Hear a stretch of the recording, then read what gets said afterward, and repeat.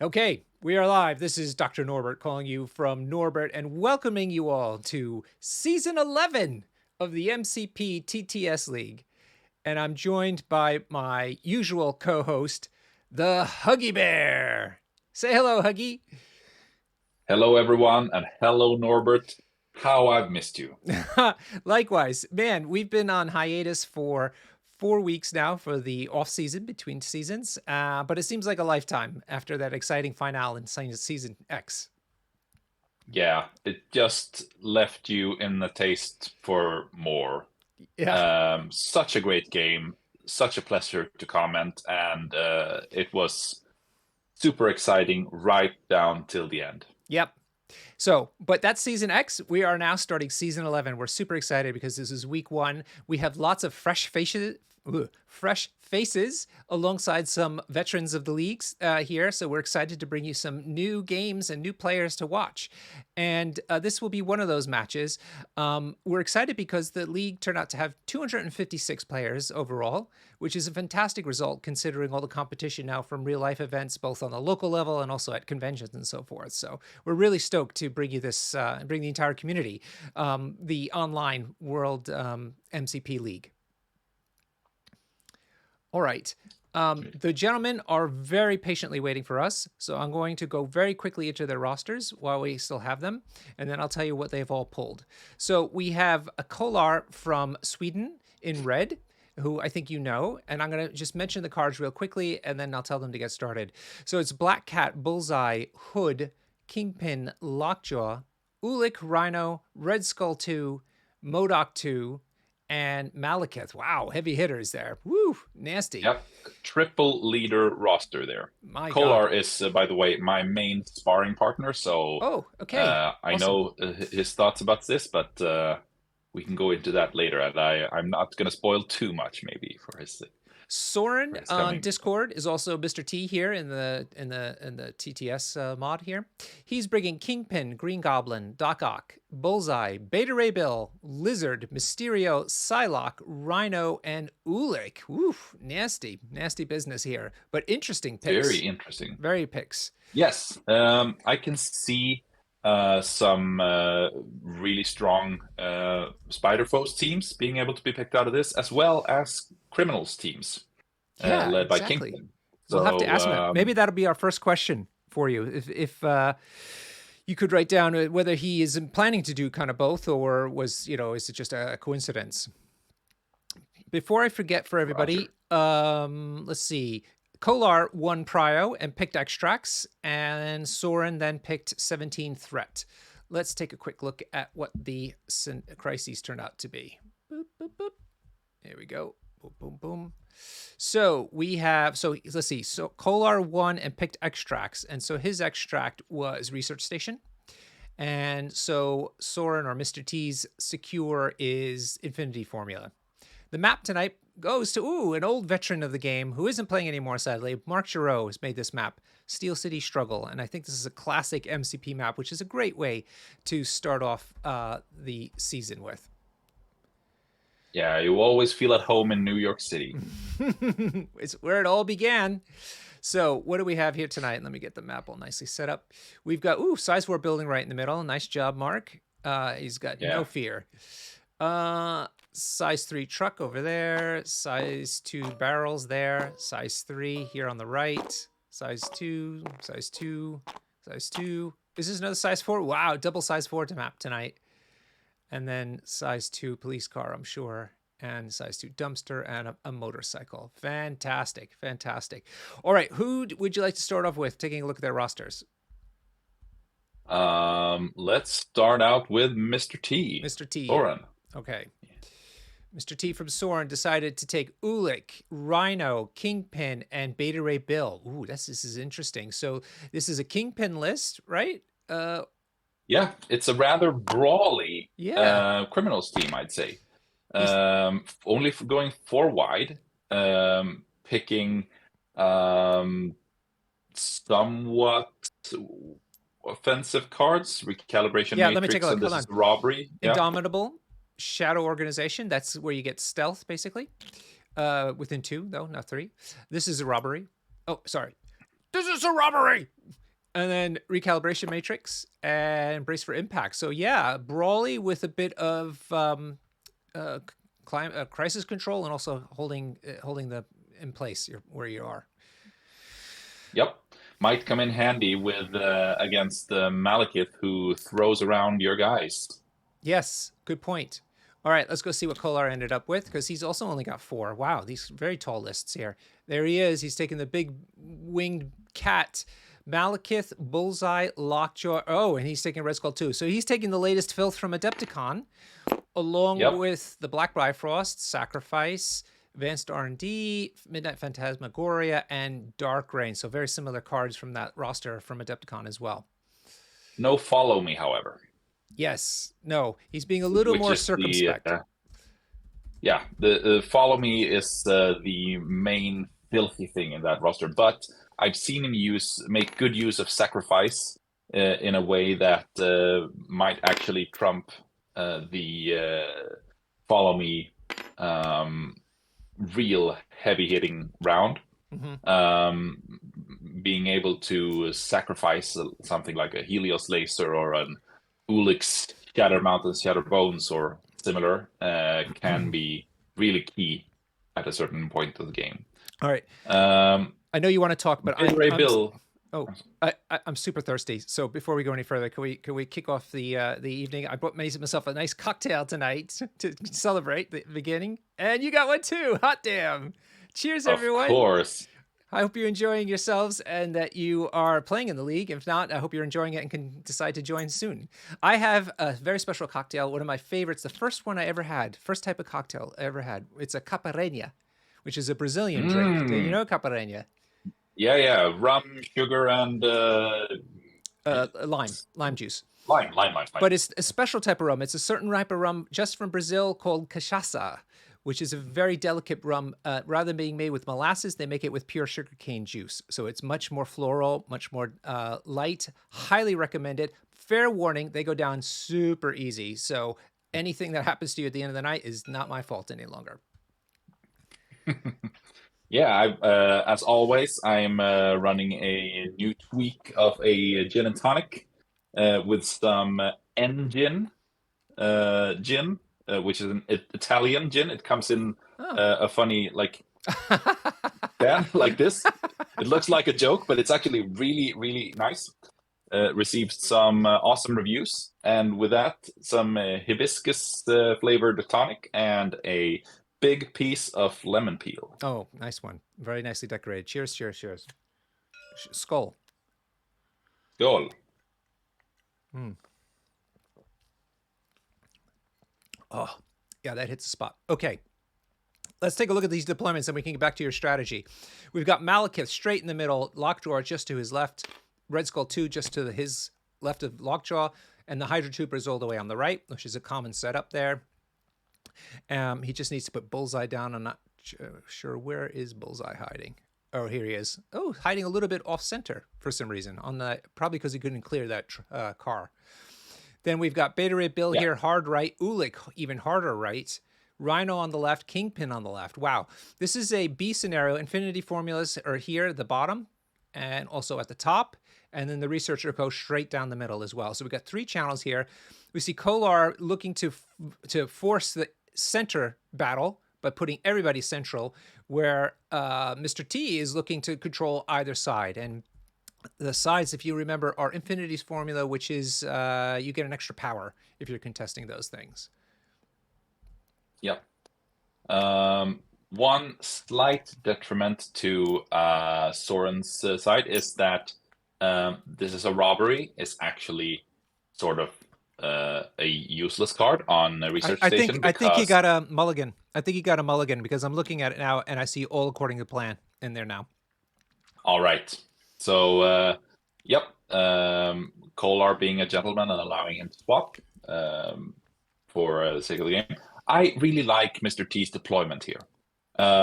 Doing the split across 2 flanks will force a decision onto Malekith as to which side he wants to attack, and then leave 2 of Mr. T's very potent characters left to attack the researcher. and score those important points. So Because yeah. activation order is going to be absolutely key in this game. Every model that activates becomes a sitting duck to the forward forced Malekith, as well as Red Skull, who is nothing to be sneezed at. As you can see, Lockjaw teleported them both forward, so they will be in position to make attacks. So this is the basic game plan as round one of the dog cat list. Lockjaw activates first. He's got enough power to teleport both Malekith and Red Skull 2 forward. So they are now in position to basically attack anybody. And Kingpin has decided to move up and hold the very home point on the top. And Bullseye then has moved to the top canister as well on Kollar's side. He's played advanced R&D and given the power to Malekith, which allows Malekith's charge to become online. So classic opening, all according to plan. Yep, indeed. So now Mr. T needs to be thinking really careful what character he wants to have left to activate after Malekith has gone. Oh, wait, no, they have 4 models each. So Malekith will actually be able to go last. And that is a quite tricky situation for him. Because... No, wait, sorry to interrupt you. Doesn't Kollar have technically 5 with the grunts? Yeah, but it's still only 4 activations. Oh, okay, yeah, sure. I thought you were looking for priority. Or passing. Or was no, priority was with Kollar. No, never mind me. Ignore me. Kollar will have priority for the second round as well, since he has the same number of activations as Mr. T. Yeah. But that also means that Malekith, Mr. T will still have 1 activation to go after Malekith has gone this round 1, and he needs to think really careful about which of his characters he wants to have remaining to try and do some stuff to Malekith. So Beta Ray Bill went to hold the home point at the bottom, and now is the all-important moment for Kollar. He is taking a look to see who he wants to advance into attack with. Looks like Red Skull. Yeah. Going deep into enemy territory if this is the move. Nope, he's changing his mind. It's attacking Red Skull over Malekith has occurred as a not too bad strategy, I think. I've heard Malekith players complain about characters that daze or take out Red Skull with ease, such as Psylocke, who can switch between his 2 weaknesses of attack types. So maybe focusing on Red Skull can be a strategy here as well for Mr. T. Mr. T. Yeah, I love that name. I know, it's so funny. All right, so he's decided to activate Mr. Red Skull. T. So the Hydra Troopers are going up to the top right, secure. And as you know, those grunts have the ability to secure things, but they can't deal with extracts. Red Skull 2, the question is, where is he going to go? Malekith is already controlling the researcher. And it's unlikely. He's not going to stay there for long. No. He likes to fly. Fly free. Fly free.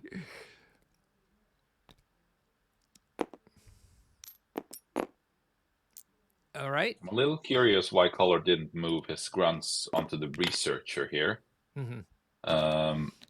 Because he was already securing the top right Infinity Formula with Bullseye, and now he was forced to move Red Skull there, putting him in a somewhat exposed position. Only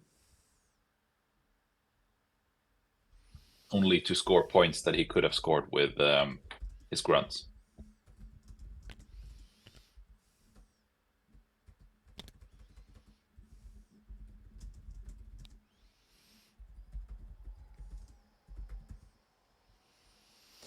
All right. So where did Red Skull 2 go? He went to stand on the researcher. Oh, there he is, right there in the middle. Okay, interesting. So he's going to hold the researcher. That frees up Malekith to go elsewhere. Ulik is going to go ahead and... Oh, I thought he would go try to contest the other points. Yeah, the big truck in the way. prevented him from. Yeah. Okay, so they're both holding the point. So that means Mr. T's got, what is it, 2 points. 2 points, and now Malekith is going to go take a bite out of Rhino. Looks like. Yeah, that's a bit dangerous as well, because if he would daze Rhino, that would mean that he gives up priority, Mm-hmm. since he would then take away Mr. T's last activation. Okay, maybe he's come to his senses. So I really like the activation order here, because now That looks mighty Malekith, close. yeah, he can either go for Kingpin, but then he would expose himself against Rhino. If he goes for Rhino, it's going to be really dangerous for him next round, because Prio is going to be with Mr. T. If he goes for Mr. T's right flank to the south, from our point of view, then he could very well do some serious damage to either Beta Ray Bill or Ulik, but when they wake up next round, they are very good at messing with Malekith, especially Ulik's Spender attack, which can put an activated token on him, is particularly dangerous to him. All right, there goes the charge. It looks like, yeah, it looks like he's going after Kingpin. Interesting. Yep. Now, you did say he exposes into Rhino, which is true, but Rhino doesn't hit terribly hard. He doesn't, but he builds power to throw stuff at Malekith. All right, first attack goes into Kingpin. Now, Kingpin, he can take a punch. He can. Ooh, especially with that roll. Yikes. It doesn't save anything. No, but he can just spend one to take it on the chin. Yep. I just finished watching the Hawkeye series on Disney Plus. Yeah, and spoilers, Kingpin shows up at the end and is just such a badass. I love Vincent D'Onofrio's interpretation of that character. Yeah. It's so awesome. He's what made the whole Daredevil Netflix series for me. Yeah, for sure. All right, so Rhino is going to go ahead and attack Malekith straight away after Malekith's done nothing, essentially. But I believe he's probably contesting that point as well. He could also use Malekith as a trampoline to get to attack Red Skull and stand on the Researcher. Yeah, it looks like that's what's happening. He's done 3 damage. Nice start into thing. Not bad at all. Oh, yes. Thank you. Mid-table security mentioned that Kingpin's still owning that point up there because of the Kingpin affiliation ability. Of course. Yeah. This is Which great. means that he would also own the Researcher if he attacks Red Skull now. Oh, does it work that way? Because it's not a secure. Yes, but it still works that way. Nice one. Wow. Mr. T being clever. Look at this fresh face on the scene, playing gonna be good. 4-1. Let's see. People are saying the scene in season 2 where Matt and Fisk face off in the prison visiting room is one of my favorite scenes. Yes, that is a fantastic scene. You're absolutely right. Wookiemar is asking about the Hydra symbol character. Not sure what you're asking. Maybe you can expand a bit on your question.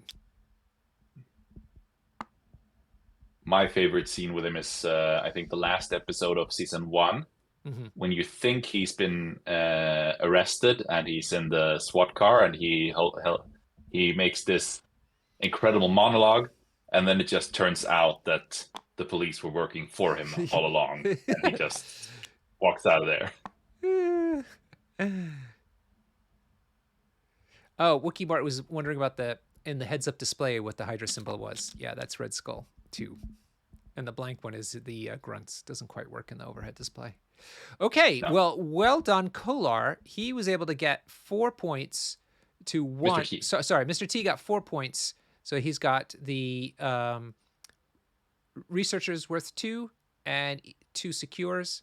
So that's 4, and Bullseye is holding, and actually the grunts up there are holding 1 point. So Kollar has only 1 point, and this is the beginning of round 2. Players are moving smartly along. Yeah, and now Mr. T gets to move the researcher in a key way away from Malekith, possibly forcing Malekith to spend some all-important actions on moving to get to it. But it'll be a very key activation coming up here. Will Malekith keep pounding Kingpin? Will he go for Rhino in the middle? Or will he hold off and begin with Red Skull and try to use him to make short work of Rhino? I have no idea. Yeah, no idea, but it is Kollar's move right now, and it's important for him to make some hay in round 2 because round 1 was squarely in Mr. T's pocket. And I wonder if Mr. T, he's from Germany. I wonder if he'll be coming to the WTC because there is a German team coming. Yeah, I was very glad to see that. Me too. Ooh. Oh God, 4 crits. Good Lord. That's a bit better. Oh my God. Oh, yikes. but no Pierce. So no Pierce. Okay. Okay. That's fine. So yeah, but I think actually Kingpin lives through it. He blocks 1 and then he spends 1 to reduce by 1. So yeah, he didn't die. No, he didn't die. Oh God. Fantastic. This is well, getting Kingpin down in 1 attack is not something to expect even from Malekith. Mm-hmm. I think he needs to. The plan from Kollar seems to. Oh my God! Wow. Let's see where that crit rolls into. Crit roll! Wow! Mr. T saves it. Oh no! Yeah, but that's the don't forget that the skulls are crits on Kollar's side there. Yeah. Oh man, I thought he saved so much. Recal Matrix though, surely Recal Matrix. Oh shit! If he recals here. No, he didn't do it. It was not taking a single damage from a Malekith attack is hard. A bit too quick. Yeah. So you saw Lockjaw move now. He's moving off the back of Malekith's That was a leadership move. Yep. So not an activation. Right. So that's Kingpin out of the picture and Malekith done. So your move, Mr. T. I was just before this activation. I was right about to say that he could either go with Malekith against Kingpin or Red Skull versus Rhino, and none of those options seem particularly appealing to me. Mm-hmm. All right, but he's doing Rhino into Red Skull. Yep. And if Red Skull goes down here, that's gonna be tough. Yeah, but it doesn't look and Red like Skull he saved can. it. But Rhino is going to be able to throw that size 4 building as well. And possibly he will spend to push himself as well to add 2 attack dice. Looks like he did not do that. No, he went and it's just doing a second attack now.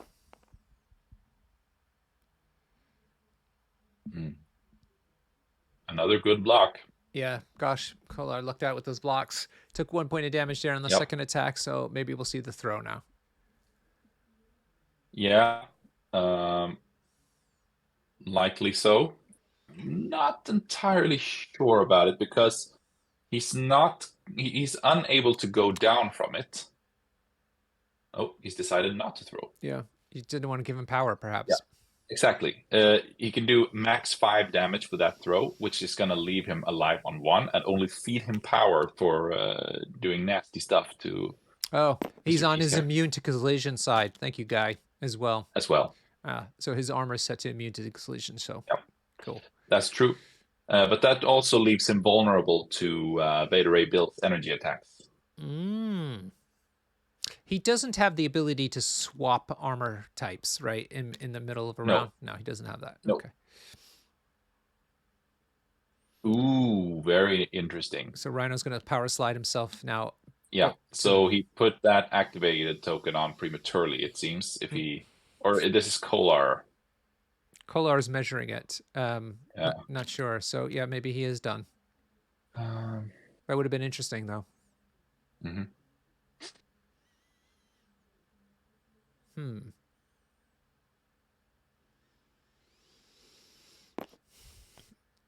Nope. So it seems like it's Kollar's turn for sure. And Rhino, he's checking range 4 to bullseye. It doesn't look like it's in.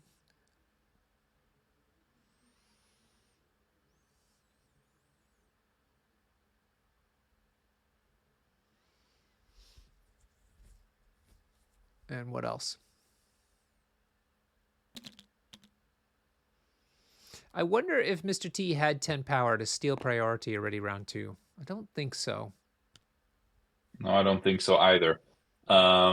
We may very well be looking at 2 rounds in a row of Mr. T having priority after this one, because since he, Kollar that is, dazed Kingpin before he got to activate, Mr. T will now have priority, likely, next round, unless he dazes Red Skull before he activates. And then the round after that, he can play all according to plan to maintain priority, which is really bad news for Malekith, because he's going to be able to be staggered before he gets to activate, and then he needs to actually one-shot Kingpin with 1 attack, because that's all he's going to have. All right, so that's the grunts off the table. Is that because they probably shot like their special double shot, which then takes them off the table, right? Yeah. Correct. The suicide attack.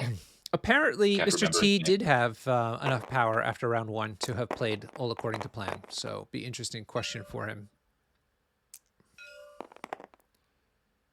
And now, looks like Red Skull going into Rhino. He just did 2 points of damage. Or 3, rather. 3 damage. Or 2. 2, because of his own damage reduction. And the second attack, I assume Red Skull's paying to count blanks. I missed it. I missed it on the second attack, though, if he did. Reasonable assumption. Ooh, Yeah, sure enough. He paid for it. Yep. That's Rhino. Rhino going to sleep. We'll give Kollar another leadership move. Yeah. Getting fed power. He wants, looks like he wants Bullseye to get within 2 of Lockjaw so he can pet him. Tell him he's a good boy so he gets extra power.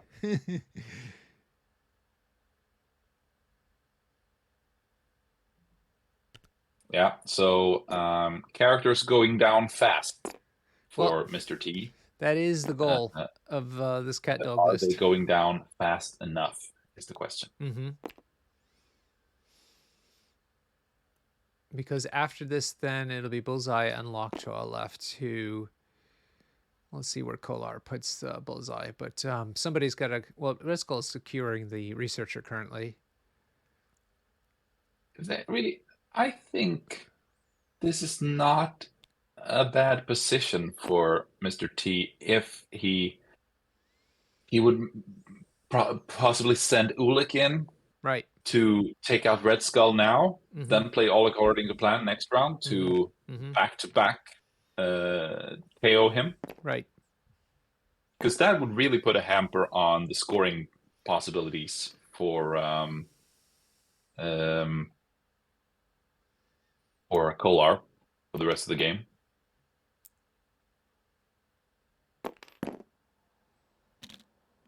Okay. Right, so he's moved Bullseye as we predicted. And now it's Mr. T's turn. Let's see if he does that work with Ulik. Looks like, I think that's him, right? Yep, that's him. I don't think he can reach and attack Red Skull with only 1 leap. No. of his, yeah. So I think he needs to move once, then do that special jump charge attack Yep. action. Yep. He's just paid for it. So I'll go see where he puts him.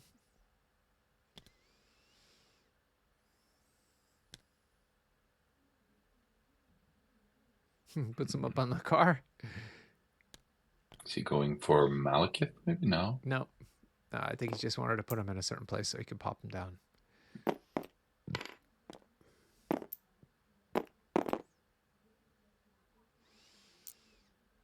All right, so I think that's going to contest the researcher. I'll check it in just a moment once he finishes placing it.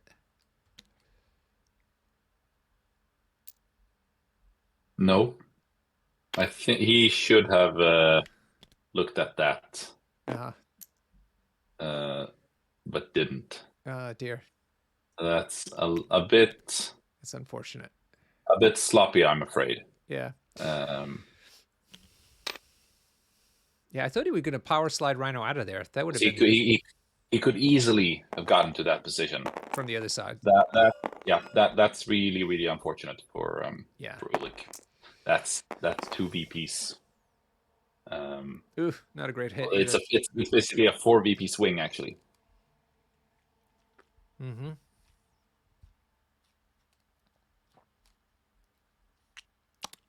Okay, only done 2 hit points into Red Skull. He's sitting on 3 out of 7 now. Yeah, and decided not to throw. Because Red Skull is immune to throws. Never mind. Yep.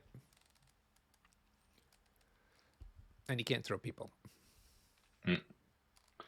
And now Beta Ray Bill is in an awkward position where he can walk to attack Red Skull, but I don't think he can do it and still be relevant on a point.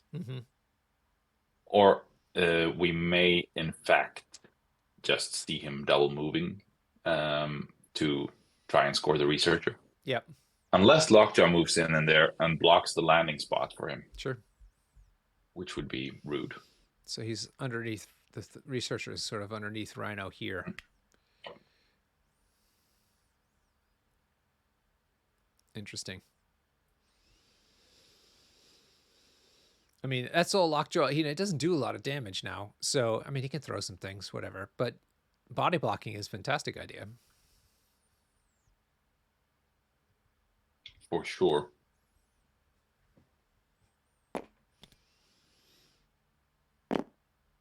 Let's see.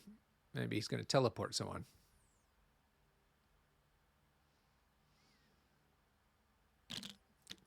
How long's Kollar been playing this roster? A couple of months. Okay.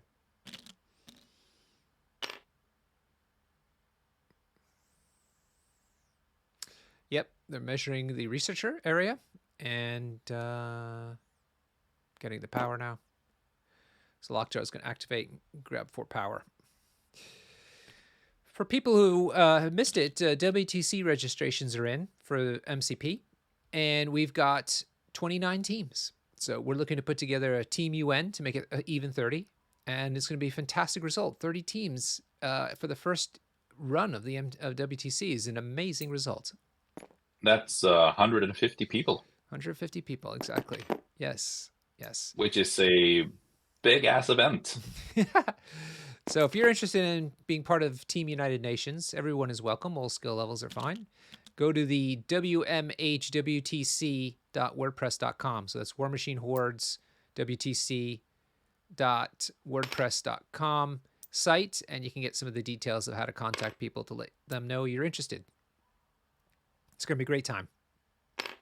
5 teams coming from Sweden. 5 teams. Yep. And they are filled out as well. Yeah, I know. So it's really easy for us to get to the venue. So really easy to get players interested. Myself have a 35-minute train ride and when I walk out of the train, I basically walk 50 meters and then I'm in the venue. So it's going to be a really smooth ride for me. Nice one. Yep. So Lockjaw's moved up. He's also teleported Red Skull a little bit further south towards Beta Ray Bill. And then I Mhm. believe I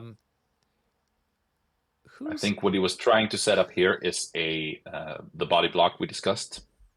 We will see if Mr. T manages to disarm it. But ooh, he also put Red Skull within the reach of Beta Ray yeah, Bill, I'm not it sure. Was seems. that by design? Because Beta Ray Bill hit him and has knocked him out. I can't really imagine that was by design. I think that maybe he was, Not aware of maybe the Kollar long got. range of the attack. I would suspect that Kollar got a bit carried away by the prospect of being able to body block, Mm-hmm. and then just uh, forgot that he put Red Skull in harm's way, because that's not great for him. Red Skull, I mean, Red Skull is a tough beast, but I'm not sure he will reliably take out Rhino again. Just in case people are Certainly has a fo- chance to, but not sure about the odds. following in the chat, I found out that one of our viewers, Talh 25, is actually putting together an Israeli team and looking for a few players to fill out the team to make that 30th team. So if you are interested, get a hold of Talh 25. And if you're an Israeli person, even better. But if not, I'm sure that'll be fine. An Israeli team would be awesome to see. I agree. We didn't even have that with War Machine. Cool. So that is Bullseye Ooh. moving. Look at this sneaky move by Bullseye. Tell me, Standing within two of Malekith. Malgith here. Uh-huh. He's got sacrifice targets I written see. all over him. Okay, that was the end of round 2. That means Mr. T scored the bottom points here. And that was it, 5 points. And Kollar scored 3 points. So he got the researcher plus the top secure point. But now everyone's flipped over. And Mr. T is moving the researcher towards Malekith, as you just saw. Yep. Yeah, it's a bit hard to decipher here. I would like to say that this was a not so great. The placement of Ulik there was it was devastating. That was not a good move for Mr. T. Yep. And not being able to move the researcher further south, further away from Malekith, might become a problem further on. But then again, all that needs to happen is Kollar having some bad dice in one of his activations, and this game may very well turn right back around. Now, Kollar has priority at this moment, so He does not, because he dazed characters so that who were unactivated. wasn't it Beta Ray Bill who went last? Oh, it was Bullseye. Bullseye went last. Beg your pardon. Right. Okay, cool. So Mr. T's on it. And it looks like Yep. he's activating Ulik. Let's zoom in on Ulik's action and Mm, going after Malekith. Malekith is sitting on 3 out of 10 hit points. but he won't be going after Malekith. He will be going after Bullseye. Oh, because of sacrifice. Yeah, I wonder if Mr. Yep. T's prepared for this. It's, however, I think he will allow Ulik to do the first attack into Malekith, Right. as to avoid him getting to do Shatter Mountains, Shatter Bones, Right. if he manages to raise the power for it. Okay. Kollar is buying some crits. I just saw him buy some crits off of his skulls.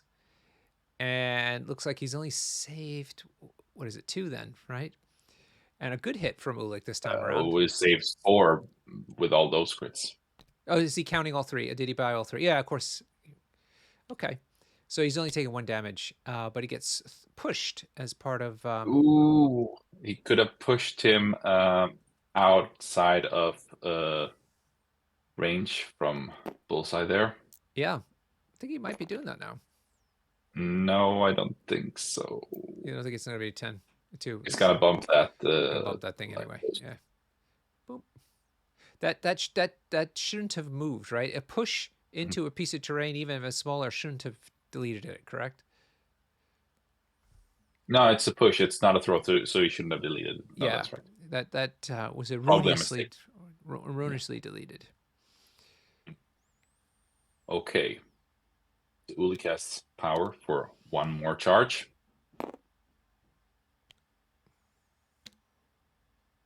I honestly thought he would be going for Red Skull here. Mm-hmm. Just get him out of the picture altogether. Get rid of the grunts. Possibly with Beta Ray Bill, given the fact that Red Skull is still in his anti-mystic form, so Beta Ray Bill's attacks strike into 2 energy defense. So, all right, not sure who's attacking. Oh, he's throwing. He's only within range of Lockjaw, so. Lockjaw is absolutely fine. Oh, that's not a great activation for Ulik. Oof. Not what Mr. T wanted to see. No. But does get to push him off away from the point and away from other people. So he'll neuter Lockjaw a little bit.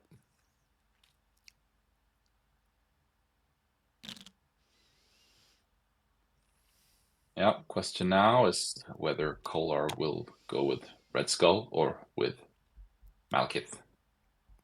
I'd imagine he it's going to be a chance of taking Kingpin out of the game. Yeah, which with the leadership along with it, and then he owns the top of the board, as a matter of fact. So Bullseye will just sit on a point and score points all game. I suppose Mr. T could have activated Kingpin as his first activation. I assume that he realized there was a sacrifice target nearby, so he would only get 1 attack into Malekith, and his throw has been reduced to size 3, so he couldn't get Malekith out of range from the sacrifice. So 1 attack, Hail to the King, and then a thrown car would have been max output, which is not enough, probably. Kollar plays Dark Rain on Kingpin, so Kingpin's definitely getting toasted here tonight. Yep. Which is kind of what happened to him at the end of the Hawkeye series. I agree, Adman. Stagger would have been awesome, though. Another option would have been if Ulik had made his first attack into Bullseye. Yeah. Generated enough power to do the Spender and then attack Malekith. Right. Guaranteed stagger. Or if he gets the Yahtzee, an activated token, which would have been bonkers. Yeah. Yep.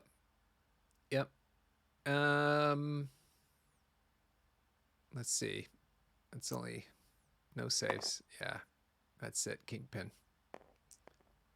Sad. Yeah. Dark Rain is played, so full rerolls. Ooh, but still not enough to take him down, I think. Really? How? 4, 5 hits? Oh yeah, he was. He's playing Recal this time. Okay. That's sensible. Let's see if it makes a difference.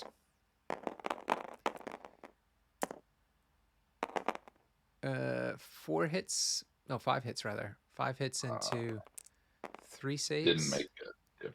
Yeah. 3, but there's a Pierce. Oh, no, it's not a Pierce because this is. But Kingpin should have been able to reduce by 1. Yeah. Because it's why isn't it a Pierce? Because a Pierce is a modification of the opponent's dice, and this is after the dice modification phase. Oh, nice. That's interesting.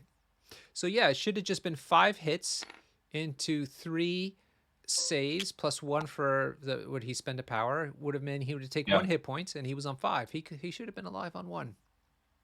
Yeah, unless there's something we're missing. Mm-hmm.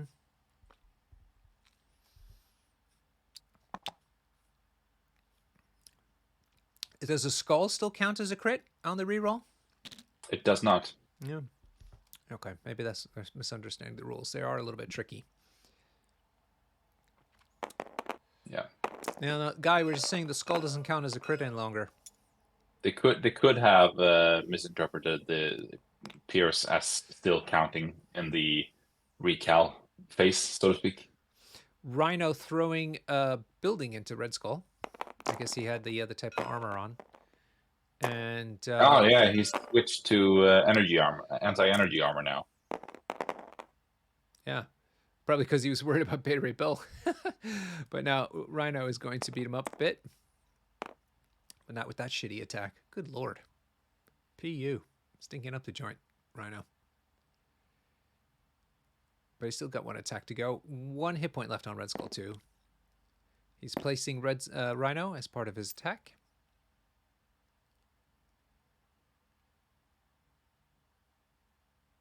And dropping him a little bit closer to us. 1 more attack to go. Can he seal the deal and knock out Red Skull 2? Oh gosh, it's going to be I was gonna say Lockjaw has spent power. He doesn't have that card where, like, what is it that prevents you from getting knocked out? He is sacrificed Last minute this attack save. from sacrifice from Red Skull to Lockjaw. Okay, that's what it was. Nice move to save Red Skull here. Yep. Sacrifice. So yeah, that does a game-winning card. Yeah, it really is. 4 out of 6 hit points to Lockjaw.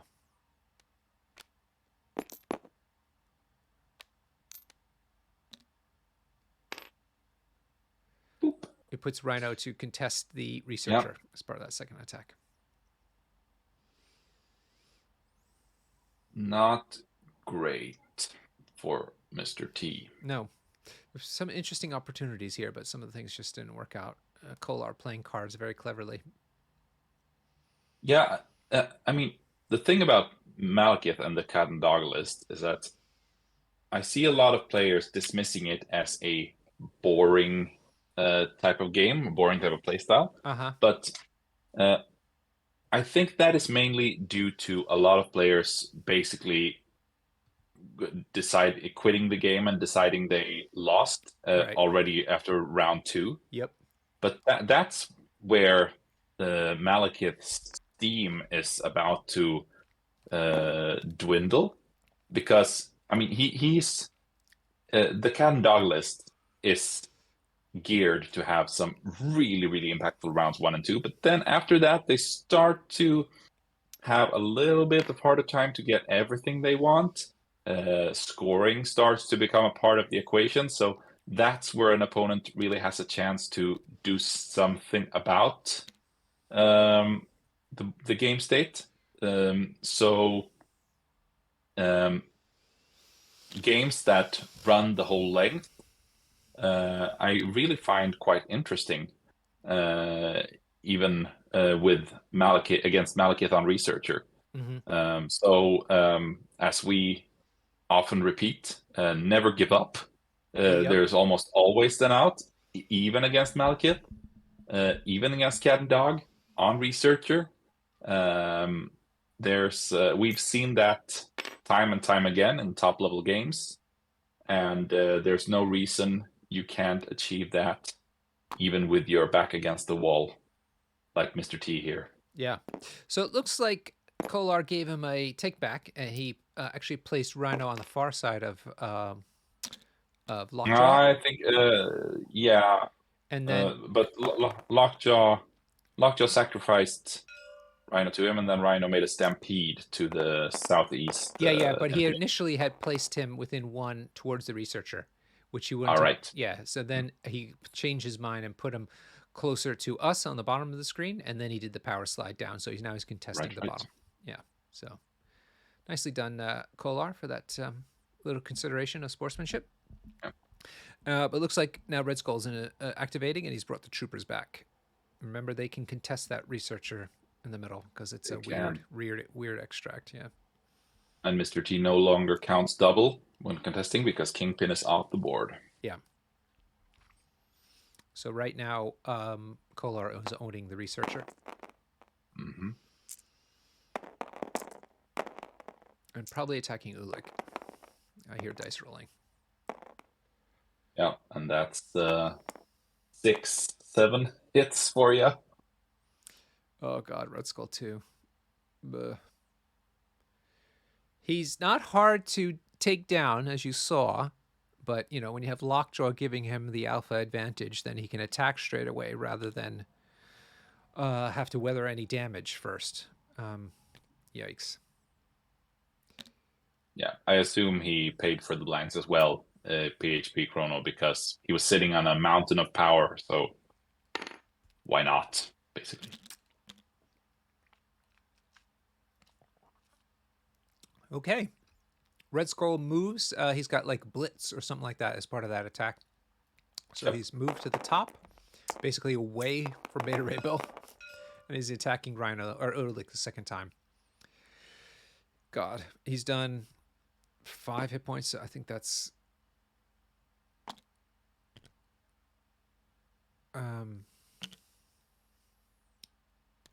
Mr. Yeah, Kollar being able to move the researcher further to the north is gonna be really, really bad for Mr. T, because from now on, it's enough. It's gonna be enough for Kollar to just stay on that side and score points to bring the game home.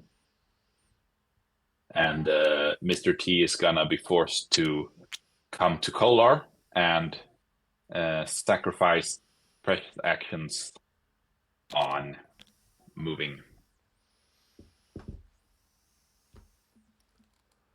All right, back over to Mr. T. He's got Beta Ray Bill left, basically.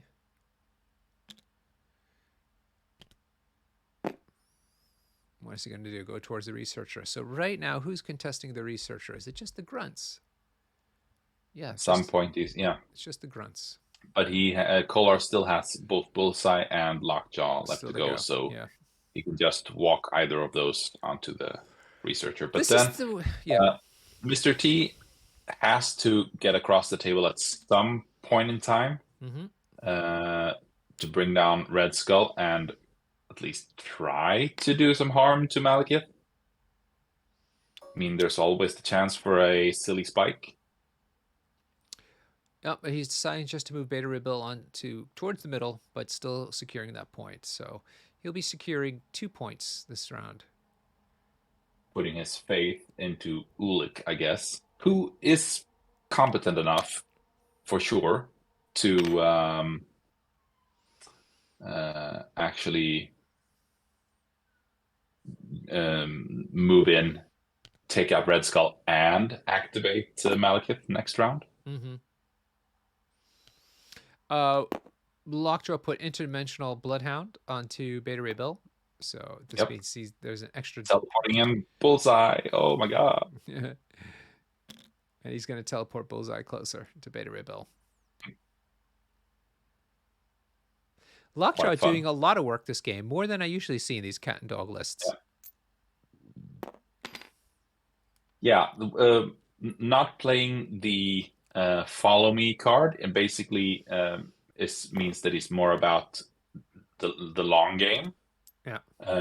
Kollar is with Malekith, and that also opens up more possibilities for Lockjaw to shine, teleporting characters out of harm's way, teleporting himself to important points, getting Malekith out of danger, teleporting Malekith a second time. There's a ton of stuff he can do. An interdimensional Bloodhound is not a bad superpower. It turns on Bullseye to become a character that can actually do some serious work, as well as the Hydra Grunts.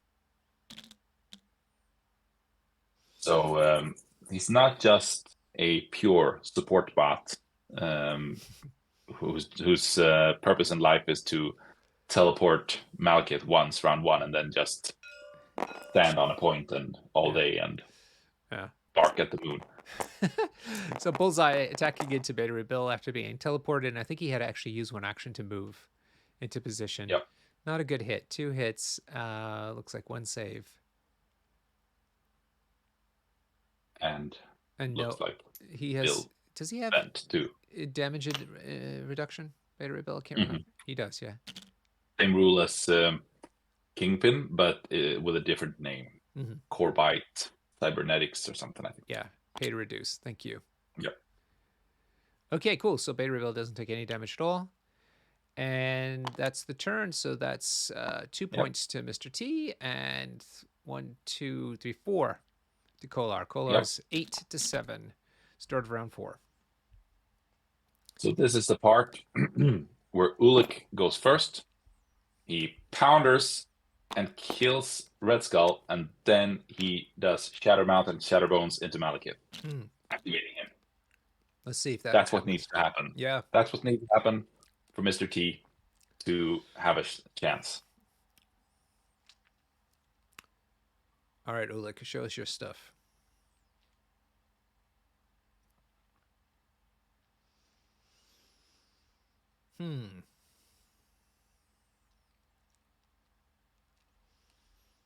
Come on, Ulik. Show us your guns.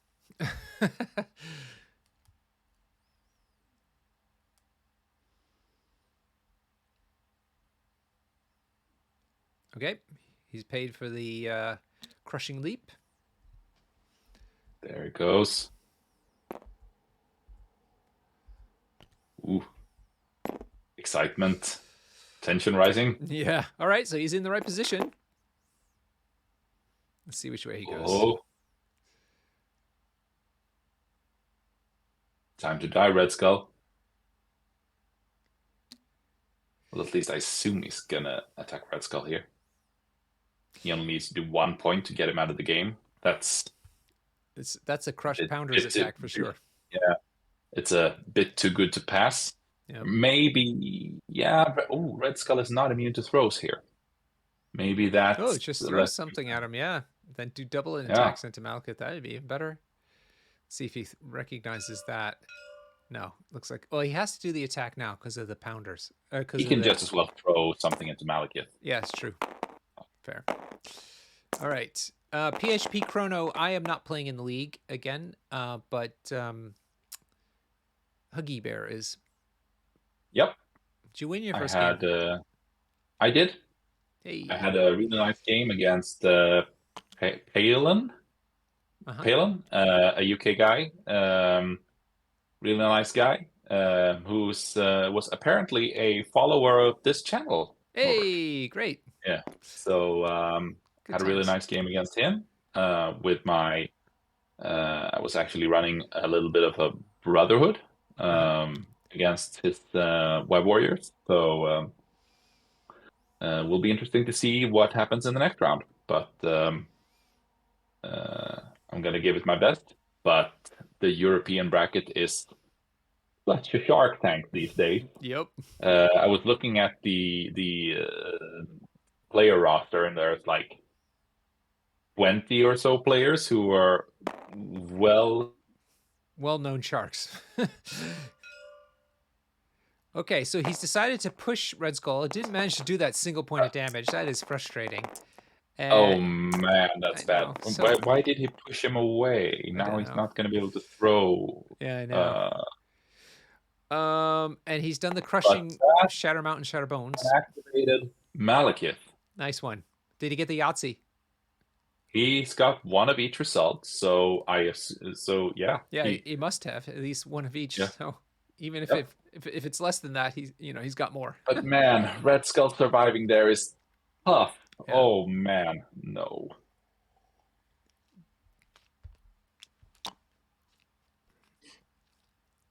That's quite annoying. Yeah. It is really annoying. If Red Skull had gone down, then I think this is still... Yeah. Then I think this is still a game. Now Red Skull has a fair chance of KOing Uli.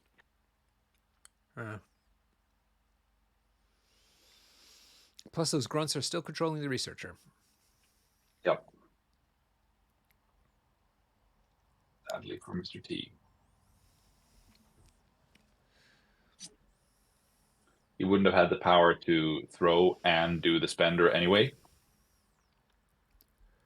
So I guess that's sort of comfort.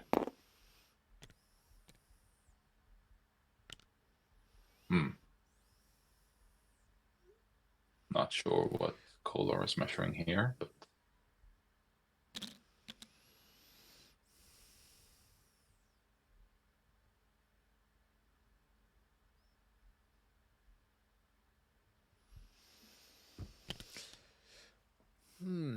Interesting. teleport red lockjaw teleporting Red Skull. Ugh. Ulik is not in a great spot now.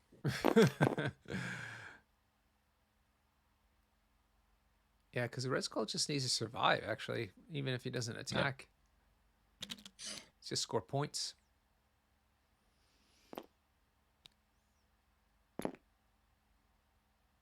Looking to see if you could throw that Coke machine at Ulik, but it looks like it's short.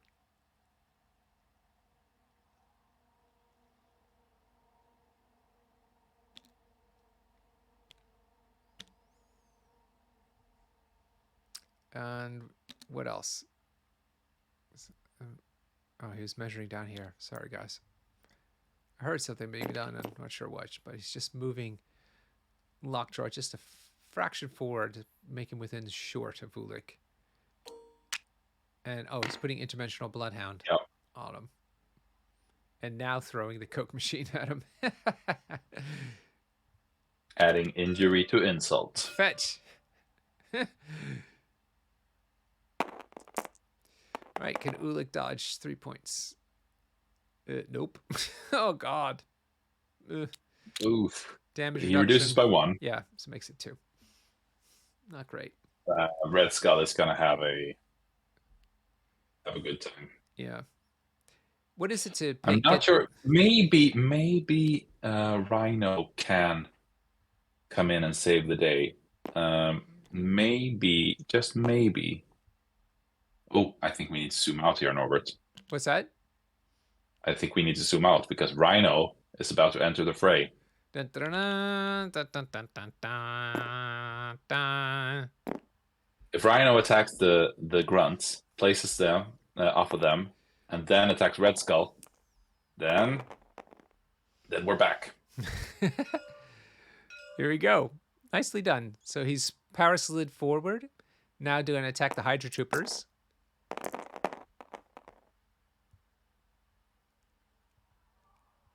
And does he actually hurt them? Yeah, he does 2 damage to them, but they have 3. Oh God, so annoying. That's not gonna matter if Red Skull goes down. Sure, because they go away straight away, don't they? Thing is, though, I don't think he can afford spending. Oh, he's already spent for Stampede. Yes. So that was a 7 dice attack doing to. Oh yeah. So he needs to.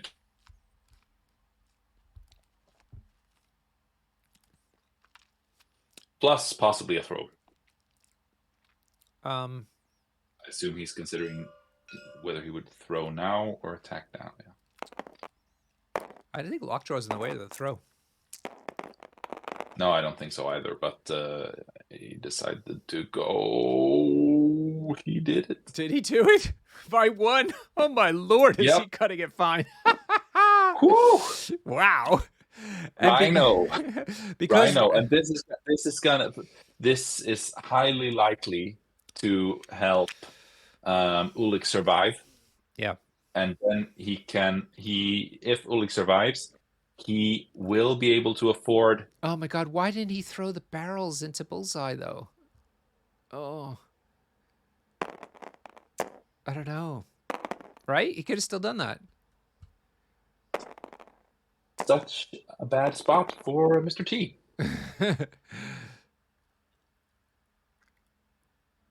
All right, I heard some dice being thrown. I'm not sure. Only Bullseye left on Kollar's side. Yeah. Yeah, I assume it's Bullseye doing no damage to. Oh, he spent to do 1 auto damage to Ulik, I suppose. And now since he's healthy, he's gonna score the researcher. Yep. Right under the nose of Rhino. Yep. Which is surely frustrating for him.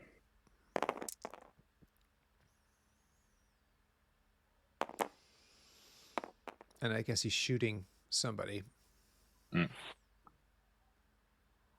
Ulik again.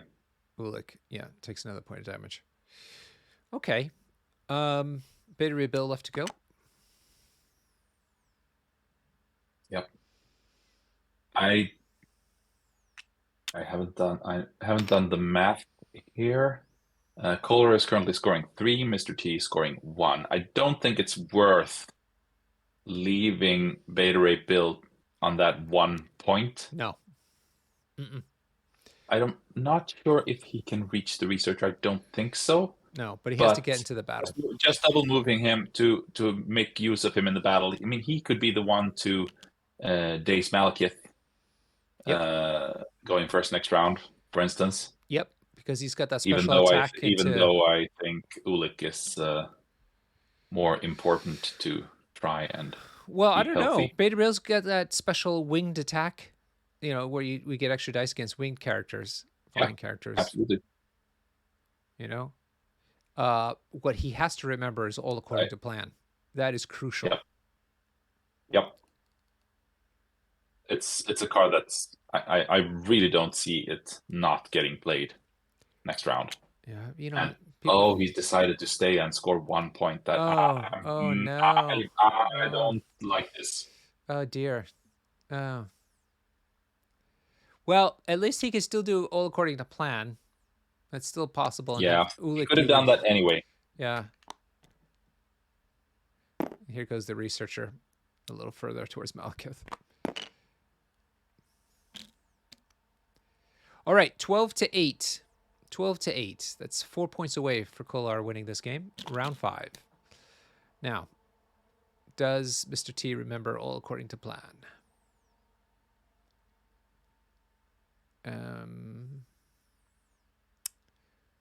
Not sure yet. Here we go. Yep. So there we go. Yep. Thank goodness. It's a no-brainer. So it's up to Ulik now. Yep. Ulik has enough for the Shatter Mountains, Shatter Bones. Yeah, he's starting with it. Why not? Yeah, because his normal attack plus a throw should do the trick. Oh, I see. And that will gain him power rather than... I'm not sure he was in a position to throw anything good. The size 2 barrels. Oh, yeah, okay. 3 points, so... Oh, he did it! Yep. Oh, look at that! But now he doesn't have any power to throw crushing anything. Leap and attack like Bullseye, for instance. Yeah. Which he could have... Lockjaw. I mean, sure, he could do 3 damage to Lockjaw with a bit of luck. Not too bad. I mean, this is his only choice right now. Or simply walk to a try to get out of it. Well, I think this is turned into a game about killing. We're resorting to violence. Yep.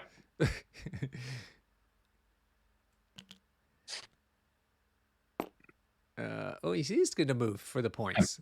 Look at this. Yep. Okay. Making it harder for Bullseye to damage him. Taking that bleed damage is annoying. Yep.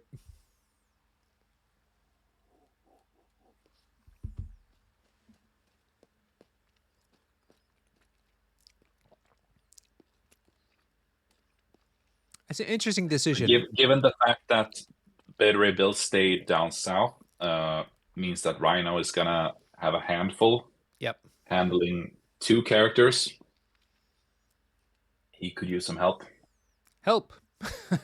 Hey, I want to tell you, I was at Woodstock 1994. This was the reincarnation of Woodstock the first time, right? Ah. Yeah. Were there... well, I was about to ask... were the same bands playing, but then I realized that No. A lot of them died. 25 in years this, later. It was 25 years or 20 years. 60. No, I think there 30. was actually like 25. quite a few of them died like the year after Woodstock, Oh. like Janis Joplin, Jimi Oh. Hendrix. Wow. Well, it was Uh, a big show. yeah, yeah.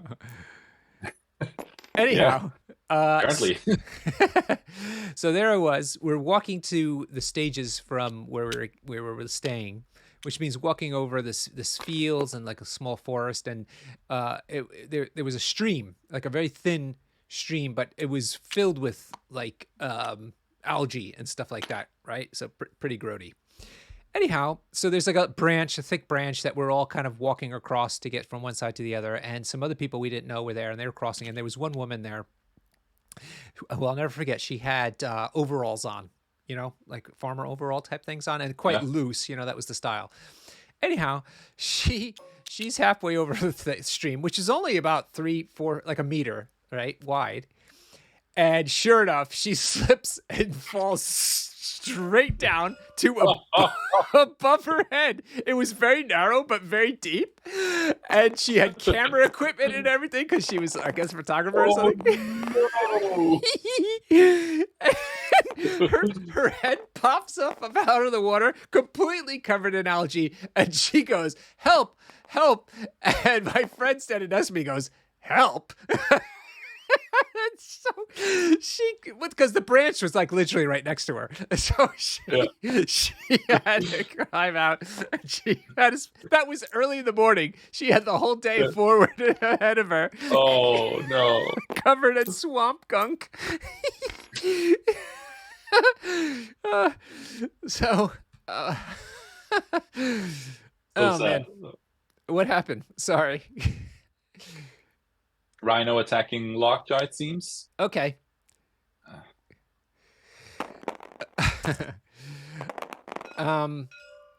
It didn't seem like he did a lot of damage, but he moved closer to the point, and he's attacking Lockjaw again, hopefully to get him out of the picture. And I think he might have done it now. This dice roll is the current one. Sure enough. So that's dazed Lockjaw.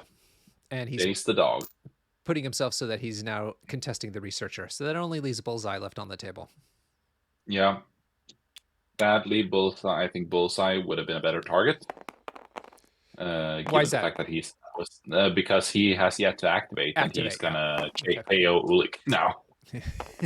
Oh yes, with those stupid ones. Yeah. Oh dear. Maybe Mr. T wasn't aware of that. Auto damage. Ulik is auto dead. Yeah. This is just dice being rolled to see whether Kollar has to spend power for it or not. Yeah. And apparently, he did not have to. All right. So Rhino's controlling the researcher, and sadly, Bullseye managed to kill Ulik with his first attack, so now he can just move on to the researcher and score it. Oh god. Oh no, but he did hit and run, did he? Yeah. Yeah. Okay. Yeah. He's not gonna drop the ball on that one. Yeah. That's too bad. So once again, if Beta Ray Bill would have been around, yeah, he could have done something about this, but now he's gonna stand over there and watch Kollar go to 14, and while simultaneously getting priority back. Right. All right, he's gonna abandon his point.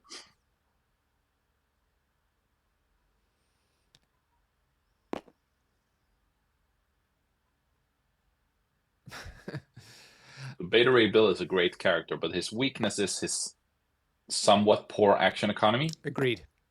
I learned that. A lot of the time he has to walk and then punch, and that's simply not good enough these days. Yeah. I played with him at the York Weekender in the springtime, and that's exactly the reaction I had. Very good character in the right circumstances, but he does have that very serious limitation. So I've switched to Logan and currently switching to Gwenpool for other reasons. I can see him being great in Asgard with Rainbow Bridge. Yep. Oh, he could throw Bullseye off at the point, getting it to Rhino. No! No, don't Mr. throw T! stuff at him. Throw Don't throw him stuff away! Don't throw him away. No! No, Because because he can't die. he can't die He because can't it's die only from it. size 2, even if he takes all the damage, which he didn't. Oh, dear. That was a oops. That was a bummer. Yeah, that's a shame. But we're here to learn. Yep. You know, this For is sure. an open league. Everybody can play, any level. Everyone's welcome. It's absolutely fine. It's just games, and you get experience from games. Hopefully, these replays will show that to people so they don't make the same mistakes. And if the players take a look again, they can also learn from them themselves. Because, you know, some people don't have other people they play with. They don't get this kind of feedback. So, you know, what do you expect? That's going to be much harder for them. Yeah, and as we've pointed out on many occasions, playing is one thing. Backseat driving, Yep. like us, is a completely different thing. Yep. Especially when you're a bit tense because it's a big league, a big tournament. It's Being streamed. still one of the most competitive, if not the most competitive, MCP event around. So of course there can be some tension, distracting you from making the most clear-cut decisions in every single situation. So we are well aware of the difficulties. Yep. So Researcher gets moved right between Bullseye and Lockjaw, and Kollar will have activation. I think this is supposed to be round 6. We're going into round 6, yes, I think. Malekith probably doing his charge over to the Researcher, and to probably take down Beta Ray Bill if he can. Yep.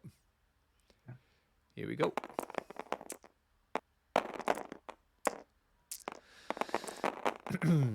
And the roll is not so great. Not good. Wow, just 2 hits with a Pierce. Does he have Pierce? He does. Yep. So, but Beta Ray Bill can pay this damage away. So, yep. Not a bada bing. Which means he's not going to get thrown either.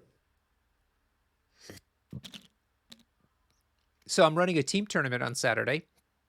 Ooh, lovely. How many players? 3-person teams. And we have people coming from Ireland.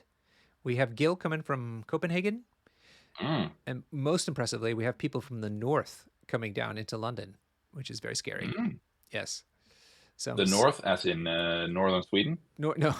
I don't know. Are people or Northern England? Northern England. Northern England. Not Scotland. Northern England. Turns out Scotland's running a team tournament same day. Fantastic. Yeah. Really good times. I'm really excited. And we're doing super strict. It's a perfect Highlander tournament. With 3-player teams, you can do Highlander with absolutely no card repeated, and it's been really difficult. I'm on a team, and it's been very difficult, but fun exercise to go through. Okay, Malekith is attacking Rhino now, I think. I think. Let's see, a lot of chit-chat happening.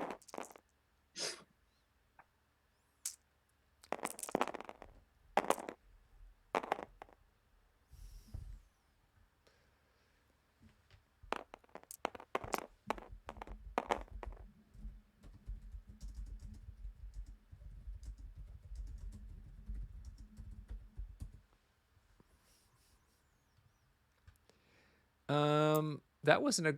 That's it. Rhino off the table. Okay, they didn't do that thing. Okay, so the second attack knocks Rhino off the table. That leaves just Beta Ray Bill sitting there.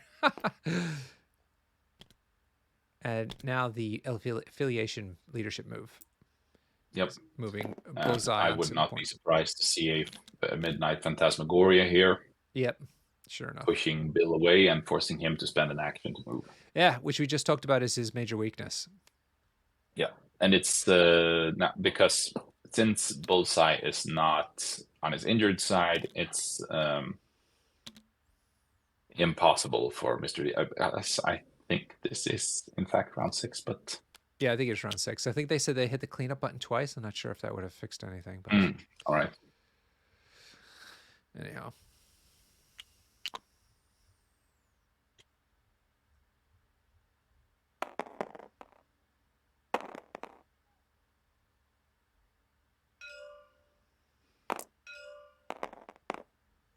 So he did. He played Indomitable. Hey! Counter the Phantasmagoria. Hey, that's smart. Nice one, Mr. T. Love it. And then throwing Malekith today's bullseye. Ooh, that would be close. Yeah. Get this moral victory and just take down Malekith now. Yeah. Horse Thor. Look at my horse. My horse is amazing.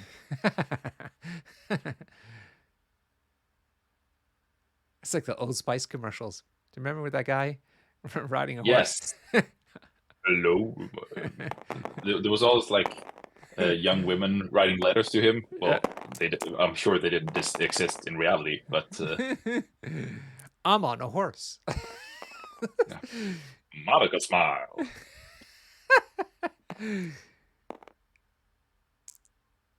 Look at your boyfriend. Look at me. Look at him. Look at me. That's right. Oh,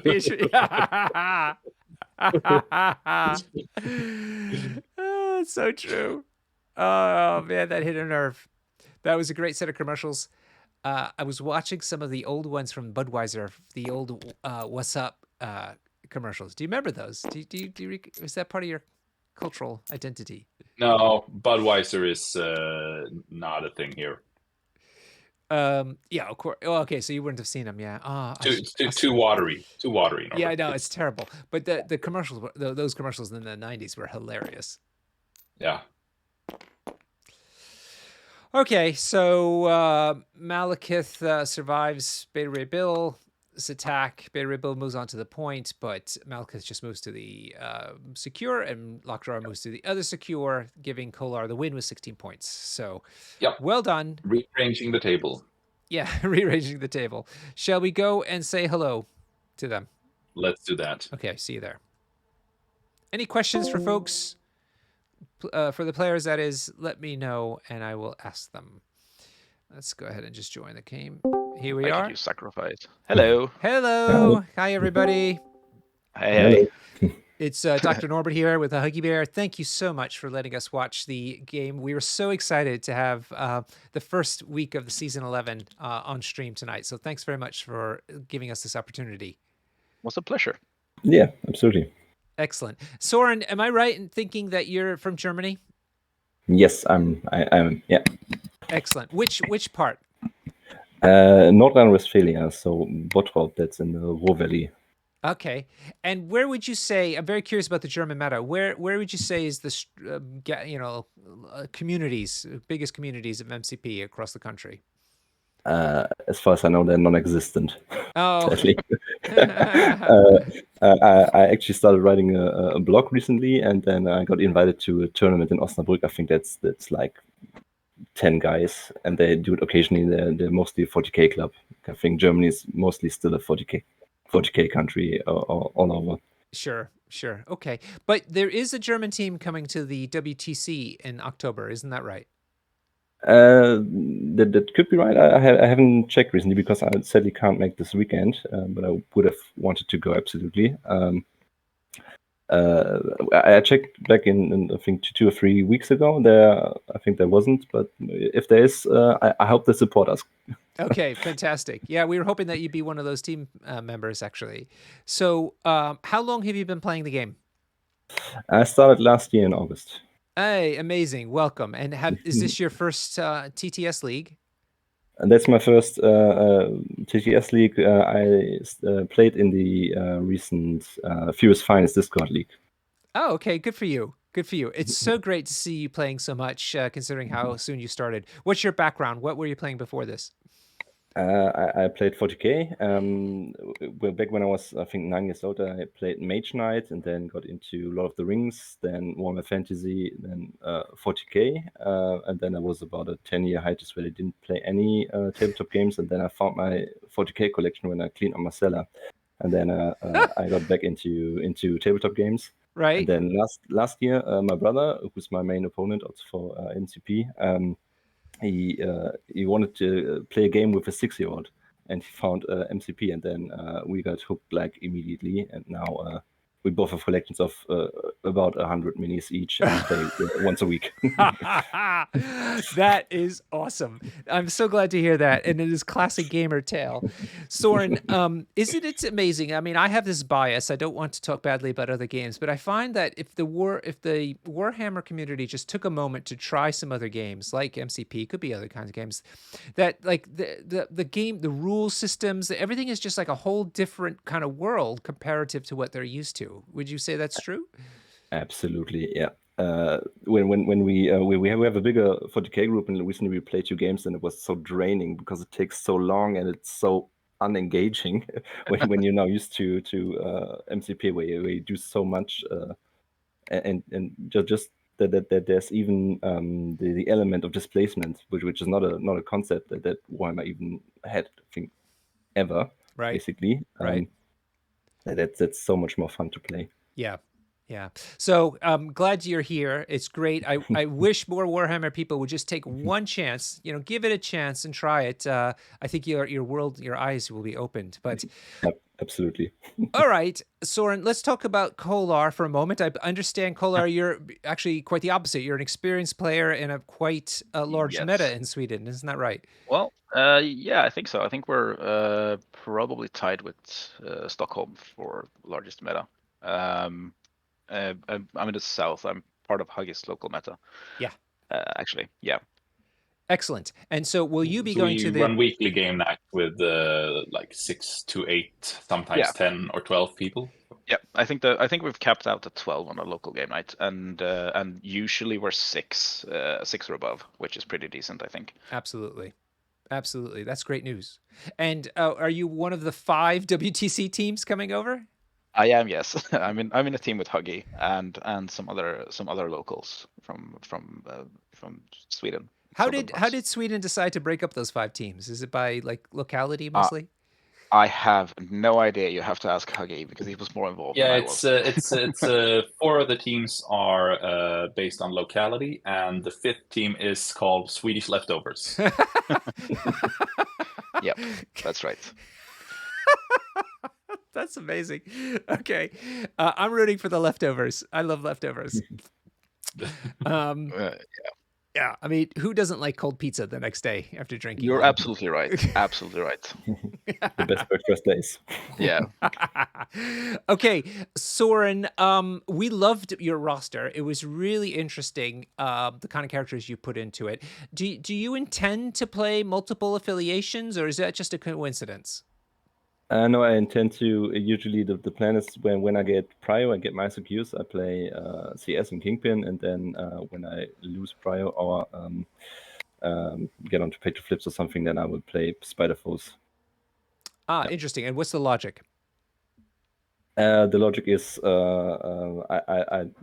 I'm not sure which are really good secures for Spider Foes, and I think Kingpin is quite easy to grasp what you have to do, and then but then Spider Force are pretty great extract teams. So yeah, if I don't get priority, I can be confident in playing a good extract game. Gotcha. Okay, excellent. So what were you thinking going into this? Were you expecting the classic dog cat list? Kollar's roster was very interesting too, so I had actually no idea. But when I saw he got researcher, I was afraid that might be what he was going for, and that left me with a bit of paralysis. And then I said, okay, at least I have another option then, and go to 15. So I took 17. Yeah, but I think I misplayed Bill. I think he should have been more in the fight earlier. I think having him just stand around most of the game was not a good call. Yep. We were commenting about how one of he's great character, but his one weakness is his action economy is poor. He doesn't have charge or anything like that. Yeah. And so when he's not in the thick of things, it's difficult for him. But we did like your opening move where you kind of were going for the flanks instead of, and then Kollar was focused on the middle. Was that your idea of trying to take both sides of both flanks? Yeah, exactly. Yeah. And I was trying to stay away from Mel a bit, and then how it worked out that Rhino could grab the middle, that worked out quite well. But then yeah, I think second round that Red Scar lift, that was really bad for me. Yes, that was annoying more than once. Surviving. Yeah. Yeah, I think that sure. was a. Go ahead. Were you at any point considering playing all according to plan already round 2? Because we think you just about had the power for it. No, I don't think I had. I had the power probably, but I don't think I considered playing it then. All right. We talked Yeah. about we talked about it because I was asking if you wanted to do something in the power phase, and I think You're right. what you said to me was, if I pay for it, I don't think I have anything meaningful I can do. Yeah, you're right. Yeah. Because I would have to spend all my power, and then I couldn't. Yeah, that's what I was thinking. I wouldn't have anything useful to do with it. Yeah. Well, I will recommend that you watch the game over again. On Okay. Well, it'll be on Twitch now, but I also put it on YouTube as you prefer, because we did make some comments. We didn't criticize you at all, but we did point out some other options that could have happened. So it might be helpful to you. Yeah, absolutely. I will. Cool, great. Kollar, how long have you been piloting this new list? Well, this is a fairly new creation. We had a local event here in Sweden where I was sort of like, maybe I'm done with Malekith, and then as things turned out, we realized that if we were going to have a Malekith player in the WTC team, I'm probably the one with the most experience and who has who hates playing it the least. I think, and I also I find the dynamic of cat dog interesting, but I think with Follow Me, the list is a bit one-dimensional. So I figured I'd put my own spin on it for a while. Yeah, I think you're right, Kollar. From the discussions that Alex Botts was saying during his post-Adepticon interviews, was that he was too one-dimensional with the cards and didn't have enough backup cards for defensive play, which Pat had in abundance. And so yes, yeah, so you've learned from that.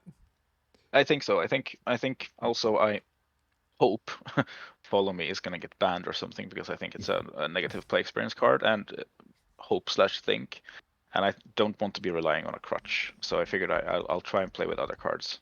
So I've included Sacrifice instead. Yeah. I don't know if you noticed, but I think it was during turn 2 or 3 when I moved Bullseye up to be a sacrifice target. Oh yeah, we definitely saw it. I mean, Sacrifice was controlling the game for 2 or 3 rounds. Because I wanted to be able to sacrifice a spender onto Mal, onto Bullseye. Yep. But then I sort of figured I need to use it to save Red Skull when the opportunity arose. Yep. Yeah, and you were very clever the way you moved the characters so that there was always a sacrifice target within range. Very nicely done there. I'm a bit... Sacrifice as well as Brace is a card that saves activations, and if it turns out that your activations are immensely powerful, then it also dials up the significance of the card. Yeah. I think the play when Sacrifice was gone and he managed to get Malekith activated and then used All According to Plan to daze him on the follow-up turn was really good, though, because he denied me 2 activations with Mal. Yeah. Which is strong. And the fact that he was 4 wide with my 4 wide team meant I couldn't really my usual plan of dazing or KOing unactivated characters is not as powerful because I lose power. This is where Follow Me could have come into play. Yep. But then again, since I'm playing against CS, they're going to have All According to Plan, so Follow Me is less valuable. Yes, exactly. And Kollar, I think actually once Soren watches the game again, he will realize that actually in some instances you were in some trouble, I thought. Yeah, I was. I was not... I was not expecting... I knew I was going to take a big hit on on Red Skull when I moved him up. I did it to block the landing spot for Bill, so he couldn't move up and take the researcher. Okay. Now I was going to ask you why you did that. Okay, perfect. So because there was nothing in front of him, and since I was immune to throws, he couldn't move, throw, and then take his place. But it did mean he could put his big energy attack into him, and he spiked out, which was that was a rough go for me. But Yep. since I managed to So win it the was researcher, a calculated sacrifice that It was you a- put him in range. Okay. it was a calculated sacrifice to put him in range and make sure I couldn't. So because of all the landing spots being blocked, I was able to steal the researcher. Because if the researcher moves over there, I need to move Mal into beta ray, and I don't want to do that. That's dangerous territory. Yeah, exactly. So- That was again a Adepticon lesson where Beta Ray Bill was just dunking on Malekith Yeah. because of his special attack against Yeah. flying characters. So it was a calculated sacrifice, so to speak. I was hoping if he survived, I could move him back with Lockjaw later, but since he didn't, I couldn't. Yeah. I do think Lockjaw is interesting as a character, and I think he's underplayed. I would say actually that you used him better than I saw in many cat dog lists because he was relevant well into the middle and late game, which is not Yeah. always the case. It's like the thing is he's a really good pass turn when he has with interdimensional bloodhound. Yes, yes. But I thought you used the affiliation leadership ability on him very nicely. It's the one thing I enjoy playing with Mal. It's the affiliation leadership is, I think it's bonkers. I come from a background of War Machine, and he feels with the leadership he feels a bit like Arcadius. Yes. In Yes. that regard, in that he moves models around and sets them up, and since you have more control over the triggers than you do with Sam, it's one of those like you can think a few moves ahead, and that's really interesting. Yeah. Did we play each other at Iron Moot one time in War Machine? I don't think so. I never, because I started. This is all Huggy's fault. Huggy got me into War Machine right at the start of the pandemic, and then War Machine died. Oh, okay. So I played online for about 2 years. As if I was the one who killed it. No, it's It was dead. It was dead for a yes, while. sort of. But then, so I played maybe 15 games IRL, but I think I had well over 200 online. Oh, nice. Yeah, of course. And then I sort of went into MCP, and I've sold my War Machine stuff. Oh, I'm surprised. Tell me who you sold it to. I have some models to sell. As it turns out. Yeah, I don't know. I sold them all to locals, I think, actually. All right. Well, Which hit me is up, interesting. locals, if you need more. Yeah. Fantastic. Huggy, do you have any questions for these two fine gentlemen?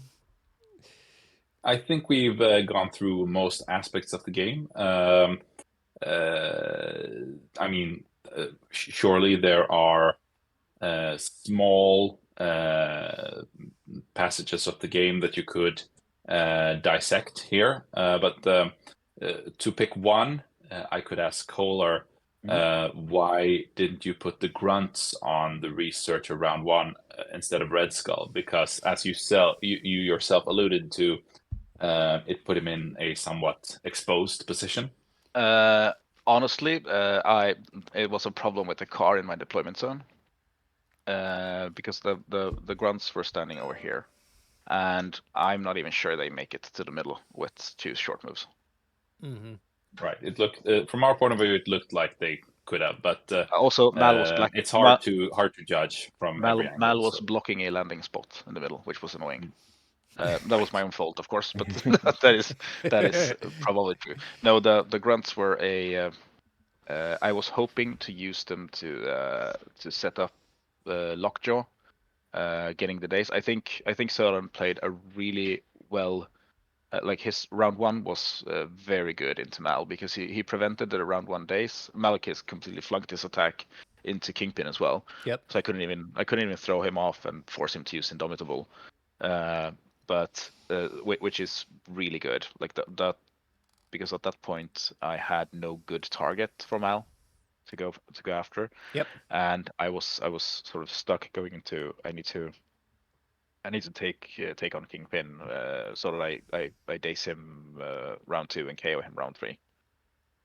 Yeah. Yep. All right. Couple of points here. I just want to make. First of all, Kollar, I am congratulations on the win. I look forward to seeing you continue during the season. Good luck. Yeah. Thanks. Also, super thrilled to be able to meet you in October, if not sooner, but certainly in Yeah, October. it's gonna be great. It's going to be Yeah. fantastic. Have you been to a big team event like this before? No, I haven't, because I was supposed to play last year's WTC for War Machine, because I got into the teams early, but then I was so into Marvel that I skipped it. Right. I sent my replacement instead. All right, fantastic. Well, brace yourself. Yes. It's an amazing event. Yes, thanks. And Soren, I am so thrilled that you have joined the community here and that you're playing some more and you're getting some visibility now. I hope that you can help grow the German community, because it's an important meta to start building. Absolutely, that's my big goal, to make the game more popular here. Fantastic. Well, you let me know if I can help in any way at all, okay? Absolutely. Thank you. Cool. Thank you both. Huggy Bear, an absolute pleasure. Any final words? Just that it's once again, I've been waiting for this for four long weeks, and it was great to be back in the saddle again. Yep. So these breaks between seasons are a pain, and now we're back. Yeah. Well, it's the off season, just like in auto racing. You need an off season to kind of tune the car, figure out what the drivers want to do, and then you feel ready to go again for the new season. So it's perfect. Buy some new ties, find some new cocktail recipes. Exactly. Huggy, I have to be in touch with you because next week I cannot stream on Wednesday. I'm occupied, but otherwise free the rest of the week. So get back to me. We'll find a way. Okay, yeah. You let me know which days are free for you, and I'll find us a game. So thanks everybody for watching, and we look forward to seeing you on a stream very soon. Take care.